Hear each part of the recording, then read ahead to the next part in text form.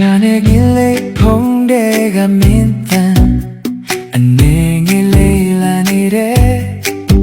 မျက်နှာတွေ့ရင်တစ်ချက်တော့ပြောပြတင်ညာကလေးခက်လာတာလေအိမ်ပြန်လာမှခြေတံတွေမတည်